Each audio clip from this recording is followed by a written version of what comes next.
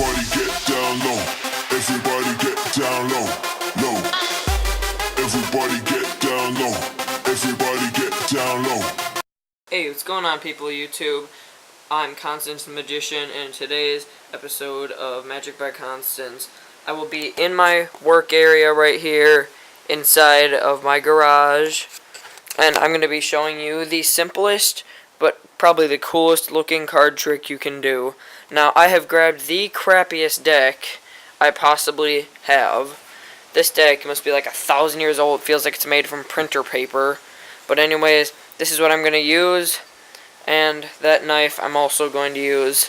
So stay tuned for this. I'm not going to have a performance in this video because I don't think it needs a performance.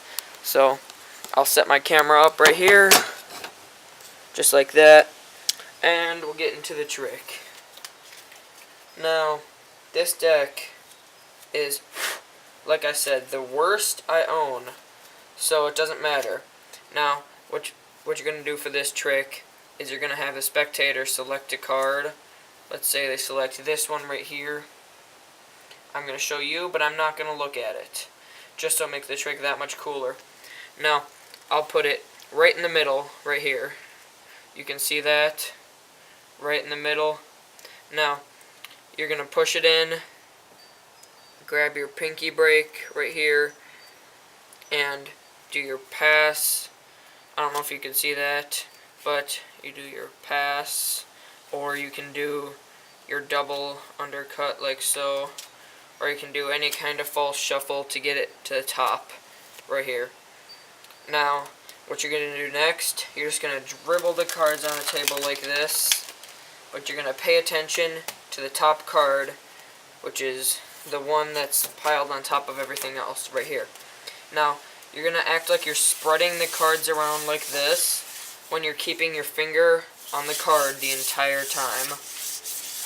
Now, once it looks like it's all good and spread out, then you keep an eye on this card right here. I'll grab the camera for this. Now, you can see this card right here is the card. Now, I'll just lay it back down, flip that one over, and then what you do is you tell the spectator that you're just going to grab this knife, and you can even cover it with like a big sheet of paper or a tarp or something, but you just need to remember the general area of the card. And then you're going to take the knife like this and say, I don't know if I'm going to get this right, and then you wave it around like this as if you're sensing for the card.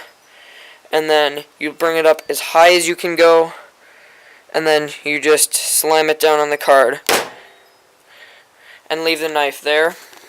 And then you can push away the cards, which is a good effect.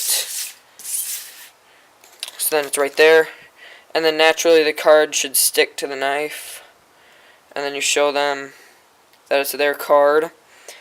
Obviously they're going to be amazed. Now, this trick, like I said, probably the simplest and most convincing trick you can do. But right now I'll show you some tips on how to do it better. Now, right here, let's say this is the card, again, the 4 diamonds. What you can do is, let me just see if this will work, if I can set it up like that. Yeah, I don't know if that'll work, no. But, I'll just set it back in the same spot, like so. So let's say this card is their card once again, and what you can do is, I'll move everything over here so you can see. What you can do is, as you're moving it around like this and spreading it, instead of keeping one finger on it the whole time so it looks like it's like you're trying to force it, you go like this and you can push the cards on top of it, and then still keep sliding it through by keeping your finger on the corner, and then you can switch hands, which makes it way more convincing. And then you do your knife move and show them that it's their card. Do you think this is your time?